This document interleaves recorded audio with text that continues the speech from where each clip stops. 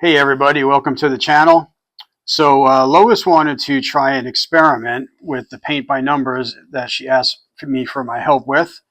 One thing that she had noticed doing these paint by numbers is that a lot of the times what you see when you're ordering them online, the picture that you get doesn't quite match what you think you're getting.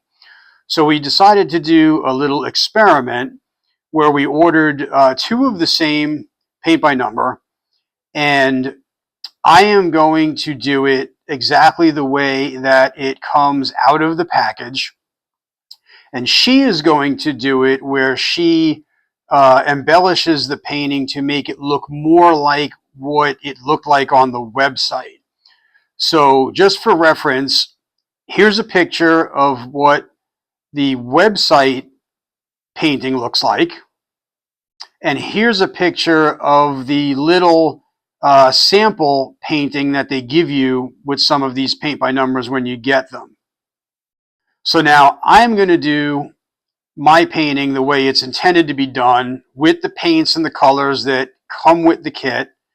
And she's going to do it trying to make her painting look more like what the original artist painting is that's on the website. So one of the things when you do paint by numbers is you'll notice that some of them come on different canvases. Some of them are more of a true canvas, and some of them are more of kind of like a plasticized canvas. One thing that she always likes to do is she coats the canvas with a gesso, and that lets the canvas kind of soak that up so that you don't have to put as many coats of paint on. The other thing that she likes to do is you get your paints, they come in little pods, and you compare the pods to the number sheet and take a little piece of tape, or you can even get a sheet of stickers that has numbers on it, and just number the top of each paint capsule so that you know exactly which number is which. A couple other notes. Some of these paint by numbers come with a map. It's just a black and white map that is basically a copy of what the beginning of the paint by number looks like. And it's so while you're doing it, if you cover a number up accidentally and you're not sure what number paint goes where, you can just look at your map. Not all of these come with maps, so be aware of that, but this one did come with a map. So when I started, I decided to start with the black because I figured that would kind of bring out the basic picture right off the bat. And then as I painted, I found it easiest for me if I just kind of worked my way around the painting. So when you watch the video, you'll see me kind of rotating the canvas often. I found it was easier to just start from the outside and rotate around with each color, because by the time you get back around, you know, these paints dry pretty quick. So you can kind of go back over it if you need to do a second coat or just go to your next color. Sometimes you want to use a little bit better brush than what comes with these kits because some of them are kind of cheap. So, you know, spend a few bucks and buy yourself some good quality wood handled brushes with some good quality bristles. Some of the colors, especially the lighter colors, you will have to do double or even triple coverage on them because either they'll show brush strokes or they won't cover the numbers up on the paint by number canvas. One of the tricks that Lois likes to do is she will use like whiteout to cover the number first with whiteout and let it dry for a few seconds, and then fill in your cell, and then you don't have to worry about trying to put multiple coats on to cover up those numbers. It's pretty easy. You know, this one was I would say medium difficulty just because there's a lot of intricate little bits on here. Working your way around made it easier. Having to do double coats was kind of a pain in the butt. You know, we skipped that out of the video. We're not going to make you watch me paint the same thing twice or three times. I also elected not to paint the background because it's white and the canvas is already white.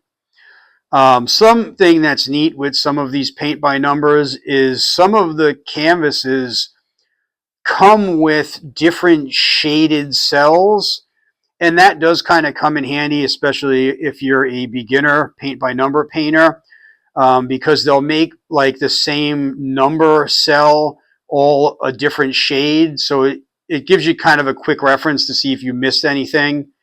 Um, but yeah, that's pretty much it. So you're going to see me do my video first, and then she's going to take over and do some commentary, and she'll show you her video.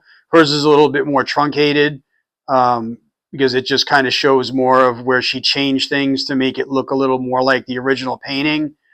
And then, at the end, we're just going to kind of show you the comparisons between them, uh, both of the paintings, and probably compared to the original artwork. So you get an idea of just how sometimes what you think you're getting is not quite what you're getting, but you could make it look like that if you want. So enjoy. Okay, so hey, this is Lois. He did a beautiful job, and he didn't say it, but this is his first paint by number he's ever done. But don't let him fool you, though. He definitely knows how to work a paintbrush. He's has some experience with painting, but not experience with paint by number. So Sal, what was the difference between painting a regular painting and a paint by number? Well, I mean, paint by number definitely takes more time because it's not coming out of your head. You have to look at what you're doing and do it and follow directions. When you're doing a regular painting, it's a lot more organic. And doing a paint by number, you're tied to what they want you to do.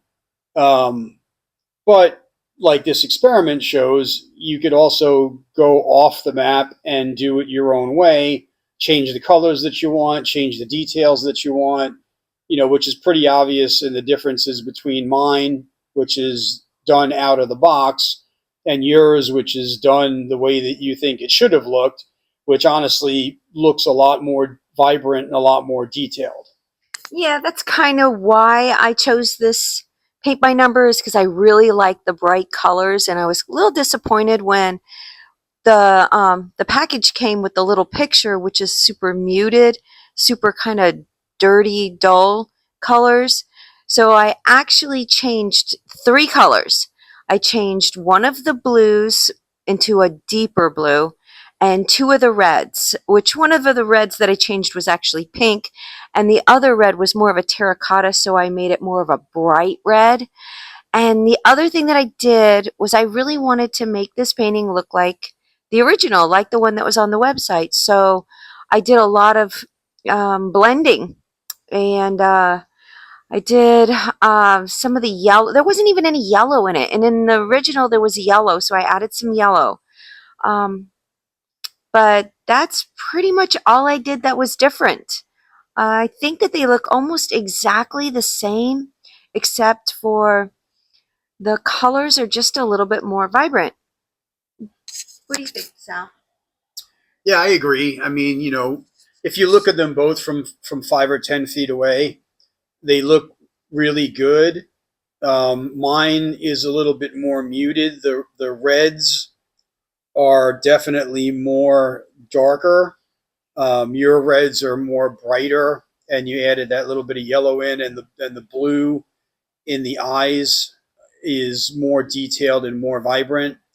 So if you look at yours up close, yours looks more like what it was supposed to look like, whereas mine, you have to be standing 5 or 10 feet away for everything to kind of come together to what it was supposed to look like. Well, I really actually enjoyed doing this little experiment, and I hope Sal does this experiment with me again. And I hope you guys have really enjoyed watching us paint these paint by numbers. And if you enjoyed our little experiment, definitely hit that like button. If you like the channel, we'd appreciate if you'd subscribe to it. It really helps the channel out. If you have any ideas for other paint by numbers you'd like to see Lois or I do, put them down in the comments. And also put down in the comments which one of our paintings that you thought came out best. Okay, well, thanks for watching. Bye-bye.